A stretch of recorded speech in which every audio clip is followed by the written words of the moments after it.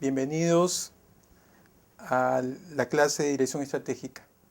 Mi nombre es William Muñoz y en esta oportunidad vamos a comentar lo que corresponde a las 5 fuerzas de Michael Porter. ¿Qué son las 5 fuerzas? Digamos que es una estructura de análisis que permite relacionar a empresas de un sector específico de actividad económica con su entorno. ¿Cuál es la utilidad de estudiar o analizar esta relación? Bueno, que la esencia de formular estrategia competitiva es justamente el tratar de entender cómo se dan las relaciones de una empresa con el entorno, qué posibilidades hay de que la empresa aproveche ciertas ventajas o oportunidades que da el entorno y a su vez con qué posicionamiento o con qué tipo de estructura interna de la empresa se pudieran capitalizar mejor estas oportunidades. Finalmente, toda organización está buscando rentabilizar, es decir, maximizar los beneficios que pudiera obtener en mercados determinados. Entonces, un conocimiento en profundidad de la dinámica de un sector va a favorecer la selección de decisiones estratégicas y también de medidas correctivas a efectos de que se mejore el posicionamiento estratégico y por supuesto la sostenibilidad en el tiempo y la rentabilidad y participación de mercado de una empresa. La estructura de una industria tiene un efecto muy importante en la definición de las reglas de competencia y las estrategias potencialmente disponibles para cada empresa, ¿no? Entender cómo se comportan, ¿no?, las reglas de juego en un sector va a permitir que en algunos casos uno pueda definir o diseñar la forma, las acciones que van a permitir, en el caso de agresiones, protegerse o en el caso de oportunidades, capitalizar. Digamos, hay 5 elementos que son o que definen esa intensidad de fuerzas competitivas en un sector industrial. Propiamente la vamos a, o ya están definidas por Michael Porter como las 5 fuerzas competitivas de la industria. En primer lugar tenemos las amenazas posibles de entradas. Corresponden a potenciales inversionistas que podrían tal vez ingresar al sector, ¿no?, y participar como un nuevo competidor.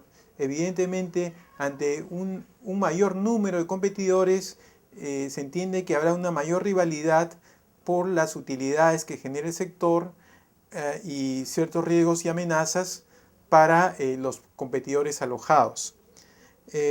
Otra fuerza del sector industrial se da por la rivalidad entre competidores existentes, es decir, los competidores tradicionales, los competidores ya alojados en el sector, ¿no?, que pueden ser muchos, pueden ser pocos, ¿no?, que tienen ya estrategias para competir, ¿no?, que de alguna manera ya tienen un posicionamiento y una participación, que han decidido también o crecer o mantenerse y para ello realizan determinados tipos de inversiones, ¿no?, y determinados tipos de segmentaciones además. Normalmente, cuando la rivalidad es alta, se dan guerras de precios, llegando incluso a lograr precios de competencia perfecta, donde el horizonte de largo plazo desaparece, ¿no? Es importante entonces entender también el nivel de rivalidad, porque es probable que cuando ésta sea muy alta, las utilidades potenciales a captar se reduzcan e incluso los incentivos para que nuevos competidores ingresen también sean menores, ¿no? Otra tensión que se da dentro del sector industrial son la amenaza de productos sustitutos. ¿Qué es un producto sustituto? Un producto sustituto es aquel que atiende la misma necesidad que están atendiendo las empresas del sector, las empresas competidoras. Por ejemplo, en el sector de las bebidas gaseosas, ¿no? Todas satisfacen una necesidad que es la sed, ¿no es cierto? El sector industrial es el sector de las bebidas gaseosas. Un producto sustituto de las bebidas gaseosas podría ser, por ejemplo, los jugos, las raspadillas, los yogurts, que de alguna manera, en un sentido más amplio, también estarían atendiendo la misma necesidad que las bebidas gaseosas. Otras dos fuerzas o dos tensiones que intervienen en la dinámica de la rentabilidad de un sector industrial son los compradores y los vendedores, y ellos interactúan en relación al sector, a los competidores del sector mediante un grado de poder de negociación. Es decir, tanto los proveedores como los compradores, mediante una determinada tensión, van a presionar por apropiarse de un margen o un porcentaje, una fracción de las utilidades que genera el sector, ¿no? Por ejemplo, si el proveedor es fuerte, si entrega un producto exclusivo, él va a querer cobrarle a las empresas que producen el sector un precio muy alto. Esto va a reducir en definitiva las capacidades de apropiamiento de utilidades de los competidores del sector. En el mismo sentido, los compradores, si digamos son los compradores tal vez monopolistas del sector o monozonistas, ¿no? Ellos también van a querer presionar al sector industrial o a los competidores del sector industrial para pedirles el mayor descuento o el precio más bajo. Entonces, creo que está quedando claro cómo la capacidad de rentabilidad de utilidades en un sector pasa por los poderes negociadores que tienen proveedores, compradores, por los niveles de amenaza, tanto de los potenciales competidores, que serían inversionistas con capacidad para ingresar, tal vez porque tienen capacidad de recursos financieros, y también los fabricantes de productos sustitutos, que pudieran entregar productos que tienen la misma necesidad que los ofertantes del sector industrial. Es decir, de toda esta dinámica, de toda esta interacción, Michael Porter la llama las fuerzas, las 5 fuerzas de la competencia, se define una estructura competitiva en un determinado sector industrial. Yo creo que a este punto tal vez interese citar algunos ejemplos de sectores industriales, ¿no? Vuelvo a repetir de que acá estamos hablando no necesariamente de industrias, de manufactura.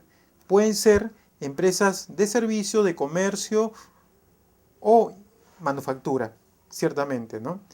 Repito, los servicios, líneas aéreas, los servicios de eventos, ¿no? Discotecas, estos servicios son sectores industriales. Los servicios manufactureros, de metalmecánica, de fábricas de pintura, fábricas de autos, son empresas industriales, sectores industriales, ¿no? Propiamente, son manufactureros, y las cadenas de tiendas, los puntos de venta, digamos, de tiendas de conveniencia, de supermercados, de tiendas de departamentos, son sectores comerciales. Entonces, vamos a volver al tema de las 5 fuerzas con el propósito de conocer justamente la intensidad y las consecuencias a efectos de apropiamiento de rentabilidad, ¿no? Y también de las tendencias que hay a futuro en el sector industrial. Eso es muy importante porque, por ejemplo, caso de supermercados, estamos viendo hoy inversiones significativas de los 3 principales competidores, que son Wong, Supermercados y Totus, Falabella, ¿no?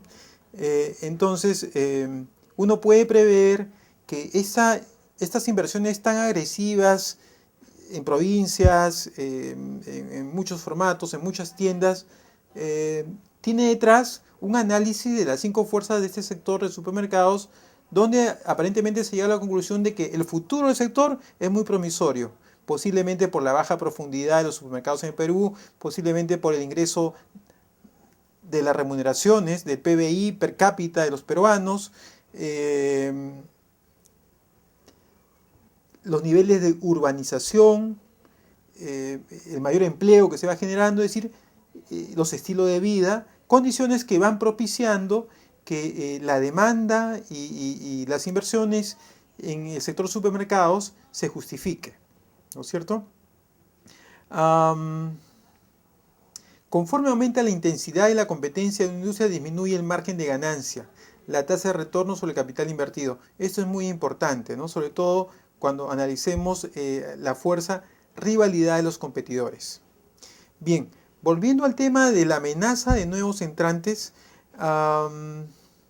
contra esta amenaza de posible ingreso de inversionistas, ¿quiénes pudieran ser posibles ingresantes, ¿no? Volvamos al sector supermercados. Retomemos el tema de que acá hay 3 operadores grandes, WON, Supermercados Peruanos y Totus. Se escucha mucho de un grupo chileno que aparentemente ya estaría en proyectos de prefactibilidad para ingresar al mercado, al sector industrial de supermercados en Perú.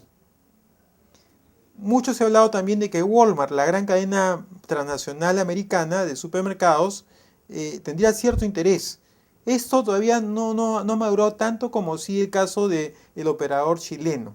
Ellos, tanto Walmart como chilenos, serían potenciales competidores, ¿no?, del sector de supermercados en Perú. No forman parte hoy del sector supermercados. Podrían tal vez, tienen capacidad tal vez, ¿no es cierto? Por eso se consideran potenciales ingresantes. ¿Cuál es la defensa del sector industrial, de los competidores del sector industrial contra estos potenciales ingresantes? Se llaman barreras de entrada, ¿no? Y también algún tipo de respuesta esperada de los competidores establecidos, porque puede haber cierto tipo de represalias o cierto tipo de acciones o medidas que tomen WON, Supermercados y Totus, por ejemplo, que concerten una baja de precios radicales a fin de hacer menos rentable o más caro el ingreso para los potenciales competidores. Las barreras de entrada también dificultan el acceso o lo encarecen. Por ejemplo, una barrera de entrada típica es la economía de escala. Si las empresas del sector, las que ya están alojadas, ¿no?, alcanzan o logran ciertas economías de escala, los potenciales ingresantes van a tener que hacer inversiones muy significativas u operar con altos costos, ¿no? Entonces, esto desde ya posterga, ¿no?, el recupero de rentabilidades, siendo una traba efectiva, ¿no?, o por lo menos un mayor grado de dificultad para el acceso al sector. La diferenciación de productos también es otra barrera de entrada, porque un producto que tiene una marca muy posicionada, con mucha recordación, con mucha intención de compra, entonces va a ser preferida, no tiene un plus, un valor extra o adicional contra un producto nuevo que va a tener todavía que hacer toda una curva, una campaña de ingreso, ¿no?, al mercado y con todos los riesgos que esto implica. Los requerimientos de capital también suelen ser una fuerte barrera de entrada, porque no todos los potenciales competidores van a estar dispuestos a arriesgar significativos montos de capital, o tal vez puedan tener ellos en cartera otros proyectos de inversión que tal vez más atractivos o más rentables. Ciertas empresas del sector que tienen cierto control o sus propios canales de distribución también van a dificultar o van a encarecer el ingreso al sector, porque un potencial competidor tendría que desarrollar su propio canal o pagar por el servicio, ¿no?, de distribución. Esto es en general, o son en general las principales barreras de entrada, ¿no? También existe cierto nivel de dificultad para el acceso a nuevos competidores en relación a las respuestas que pudieran dar ante la amenaza de ingreso los competidores del sector. Repito, se pueden asociar para bajar costos, pueden reaccionar de manera muy agresiva, ¿no?, y defenderse sobre estas potenciales amenazas. En cuanto a la rivalidad de competidores, puede tomar la forma de competencia en precios o en cantidades, introducción de nuevos productos, servicio postventa, garantías. La intensidad de la rivalidad de los competidores depende del número y tamaño de competidores. Ante un mayor número de competidores, ¿no?, obviamente la rivalidad va a ser mayor, porque todos van a querer apropiarse de un pedazo de la torta, una mayor participación en las ventas del sector. También cuando la industria crece poco, ¿no?, es decir, el mercado nuevo no es muy significativo, entonces todos los competidores van a tratar de quitarle una porción al vecino, ¿no? Y esto va a incrementar la rivalidad en el sector. Cuando hay altos costos fijos, ¿no?, en la operación, las empresas, a fin de bajar estos costos fijos, van a tratar de producir más para diluir los costos fijos, ¿no? Al producir más, entonces van a necesitar vender más. Esta necesidad de vender más se va a transformar en una mayor competencia por una mayor participación, ¿no es cierto? Si los productos son homogéneos o muy poco diferenciados, también la competencia se vuelve más agresiva, porque no hay elementos diferenciadores, se vuelven más commodities los productos, entonces uno puede reemplazar con mucha facilidad al otro, y esto pone más agresiva la competencia, ¿no? También cuando los costos de cambio son bajos, entonces el cambiar de un proveedor a otro, de un producto a otro, no es tan caro, se hace más factible. Cuando los costos de cambio, ¿qué son costos de cambio? Yo normalmente lo explico con un ejemplo. Por ejemplo, digamos, Coca-Cola y Cola Real. Si existe una bodega que ha estado por varios años vendiendo producto de Coca-Cola nada más, y el embotellador de Coca-Cola le ha prestado una congeladora, bicicoolers, le ha pintado el local, le ha prestado envases, le da consignaciones, promociones, ofertas, le pinta el local y le pone luminosos. Entonces todas estas entregas de congeladoras, nevera, bicicooler, el pintado, es decir, todas estas facilidades que le ha dado Coca-Cola son ciertos enganches, ¿no?, costos adicionales. Si el pequeño bodeguero va a dejar Coca-Cola para también vender cola real, posiblemente el señor de Coca-Cola le retire todos estos enganches. Ya, tú quieres vender cola real, entonces dame la congeladora, dame todos los beneficios. Y esa pérdida de estos beneficios tienen que ver con los costos cambiantes.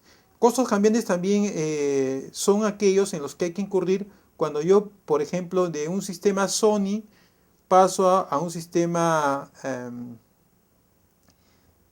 LG, por ejemplo, y la tecnología es distinta.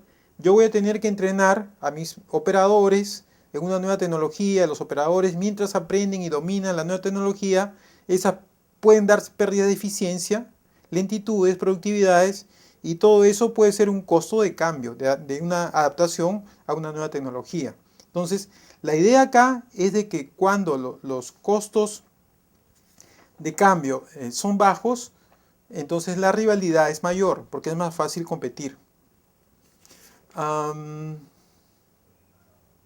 Estos son los principales elementos que tienen que ver con la rivalidad. Existe también el nivel de amenaza de los productos sustitutos, ¿no? Esos productos sustitutos, ¿de qué manera influyen en el sector industrial? Ante una abundancia de productos sustitutos, se define una especie de techo en precios, en el sentido de que en ausencia de sustitutos, los competidores del sector pueden disparar el precio, capitalizando sus elementos diferenciadores, que son los únicos. Pero si la necesidad puede ser atendida por más de un sustituto, entonces los competidores del sector no van a poder incrementar su precio tan libremente, porque si el precio es demasiado alto, entonces esto va a despertar al sustituto y va a decir, caramba, ese precio yo vendo un poco más bajo y le coloco mi producto que atiende la misma necesidad. Tiene sed, mira, la gaseosa está a 5 soles, yo te vendo un yogur a 3.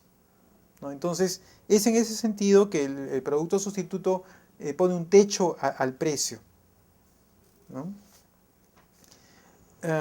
Vamos a hablar ahora del poder negociador de los compradores. Los compradores influyen en el margen de ganancia de la industria, ya que tienden a incrementar la rivalidad entre los vendedores vía disminuciones en precios, ¿no? ¿Cuándo son más poderosos los compradores? Cuando están más concentrados o compran en volúmenes significativos, ¿no? Cuando los productos importantes son relevantes en el gasto o en el costo cuando se trata de una empresa, del producto que desarrollan los compradores.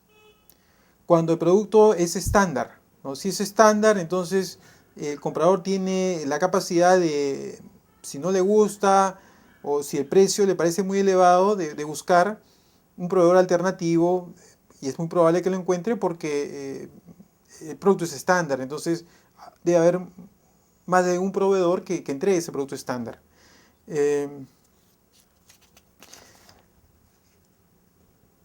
Otra tensión o fuerza que se evalúa para entender el comportamiento dentro del sector industrial es el poder negociador de los vendedores, ¿no? Este poder surge de aumentar precios o disminuir la calidad. Un grupo de proveedores es fuerte cuando es dominado por alguna compañía y está más concentrado que la industria en la que se vende. Es decir, cuando, digamos, es un solo el proveedor y son muchas las empresas del sector industrial, este único proveedor va a tener pues el poder prácticamente monopólico para entregar a un precio alto su insumo.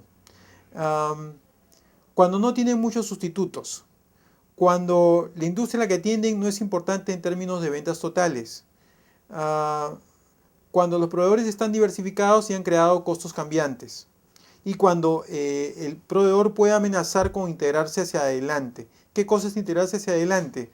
Es, digamos, si yo soy un proveedor de espárragos para una concentradora, para una procesadora, si la procesadora no me quiere pagar un buen precio por mi espárrago, yo le puedo decir, oye, si tú no me vas a comprar, yo voy a construir mi propia procesadora, ¿no? Entonces, el agricultor se integra hacia adelante porque va a desarrollar su propia procesadora de espárragos.